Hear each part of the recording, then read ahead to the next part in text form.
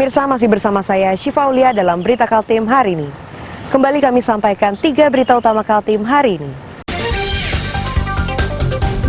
Jalan lintas provinsi antara Berau dan Bulungan banyak yang ambles dan longsor. Pengendara harus ekstra berhati-hati.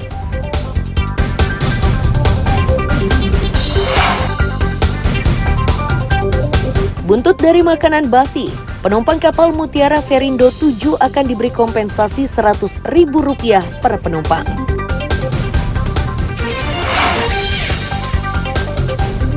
Jelang Pilgub Kaltim, PKB dilirik sejumlah calon.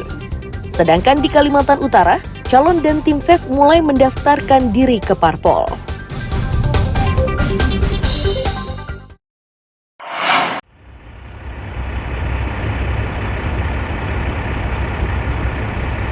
Penumpang kapal Mutiara Verindo 7 milik PT ALP yang heboh karena tidak mendapat jatah makanan yang layak, akhirnya bisa bernafas lega.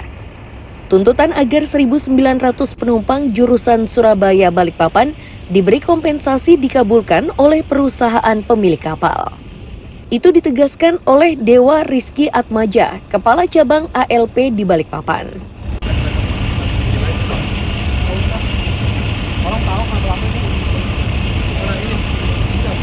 Nantinya setiap penumpang diberi kompensasi sebesar Rp100.000. Untuk mendapatkannya, mereka wajib terdaftar sebagai penumpang kapal sesuai dengan daftar di manifest.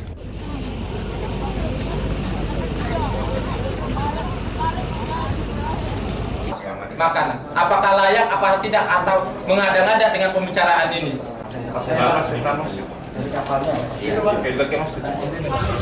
Kita akan panggil satu persatu sesuai dengan urutan barisan saja yang artinya mereka bisa menunjukkan tiket, kita tukar dengan uang sejumlah Rp100.000.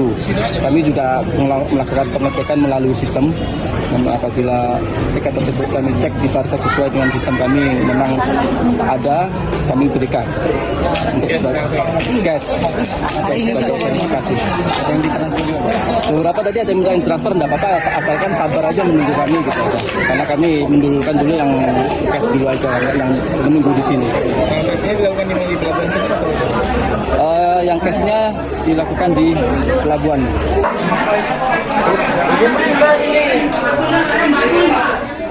Diketahui penumpang kapal KM Mutiara Verindo 7 mengamuk karena diberi makanan basi. Itu merupakan puncak dari kekesalan mereka karena selama berada di kapal tersebut hanya diberi makan 1 kali. Amir Hamzah dan Riani Mantini melaporkan dari Balikpapan.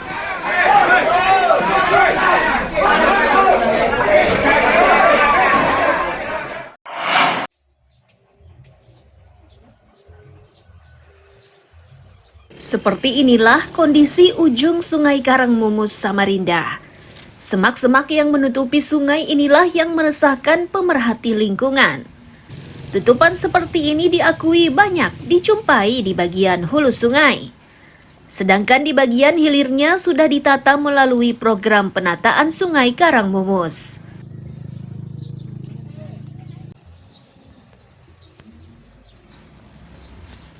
Ahmad Karni yang mendatangi redaksi SSJ SCTV Indosiar Kaltim menyebut, sumbatan di permukaan sungai terutama di bagian hulu itu terjadi pada aliran yang sudah dinormalisasi.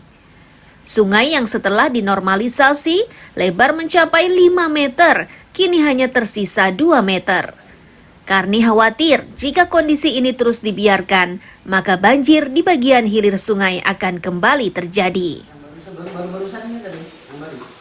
Ya, ini kabarnya memang baru untuk melengkapi juga. Tadi kan intinya kan saya banyak menemukan sumbatan-sumbatan itu di sungai itu yang pernah direlokasi atau dinormalisasi 2012 itu 5 meter, 15 meter. Itu sisa 2 meter, sisa 5 meter. Kemudian yang belum dinormalisasi itu hanya sekitar kapal muat begini saja, Pak. Bisa hanya 2 meter, bisa ini. Dan kemarin saya sempat sudah menyiapkan, memang ada sensor. Pokoknya setiap ke sana itu ada pohon melintang, ada pohon rebah, dan ada pohon bungur yang rebah itu sampai sekarang jadi museum, Pak. Jadi membendung begitu. Karni berharap normalisasi sungai segera dilakukan saat masih kemarau seperti sekarang. Itu dimaksudkan agar banjir di daerah rawan tidak terjadi. Amir Hamzah dan tim liputan melaporkan dari Samarinda.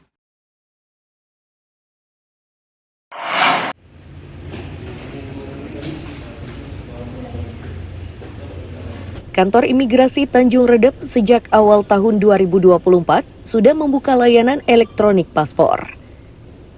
Paspor ini diakui memiliki kelebihan bebas visa di beberapa negara. Salah satunya adalah Jepang.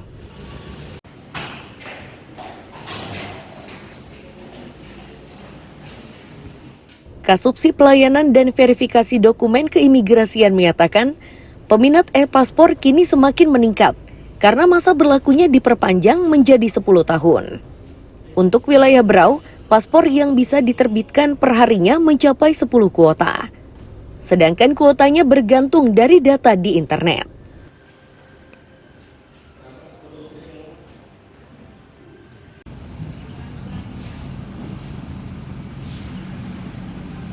Ini elektronik paspor itu sudah tersedia untuk kuotanya itu mengikuti kuota di aplikasi M-Paspor. Jadi bisa langsung dicek di aplikasi M-Paspor untuk kuota elektronik paspor. Kemudian untuk kuota yang di walk-in atau untuk percepatan itu satu hari itu 10 kuota. Untuk yang percepatan itu paspor yang 1 hari jadi itu. Kemudian peminatnya juga sudah cukup banyak untuk elektronik paspor ini karena kan banyak kelebihannya, dan juga sekarang masa paspor kan udah 10 tahun, jadi banyak masyarakat yang lebih memilih pindah ke elektronik paspor dibandingkan paspor biasa.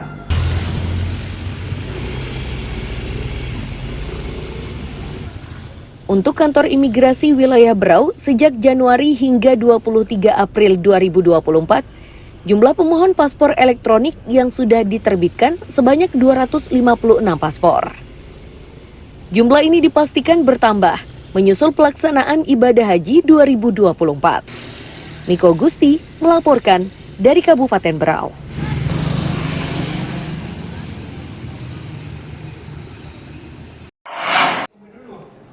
Adakah aplikasi yang akan dibangun tahun depan dari Rapat koordinasi sistem pemerintahan berbasis elektronik yang digelar Dinas Kominfo Kaltim ini berlangsung di Balikpapan. Sedangkan pesertanya berasal dari berbagai daerah di Kaltim. Nah, tanpa ada konektivitas mustahil bisa dijalankan seperti ini. Kepala Dinas Kominfo Muhammad Faisal menyatakan, tujuan kegiatan ini yakni untuk mewujudkan sistem pemerintahan berbasis elektronik atau SPBE. Ini harus dilakukan untuk menuju Kaltim sebagai provinsi pintar dan memiliki nilai indeks yang baik dalam penerapan sistem digital. Nah, itu yang kita lakukan. Alhamdulillah Balikpapan ini sudah lama, kemudian tetap banyak untuk RWP-nya. Next. Detail, agak lebih spesifik, karena kita ingin menuju Kaltim yang smart progress, sehingga ada strategi khusus yang kita buat tahun ini supaya bisa sama-sama kabupaten kota dan provinsi bisa punya nilai indeks yang baik, dan yang paling penting tingkat layanan digital ke masyarakat juga semakin baik. Secara umum ya saya belum tahu detail karena ada 47 indikator SPBE ini, bukan cuma soal Kominfo ya, di sambutan sudah saya sampaikan.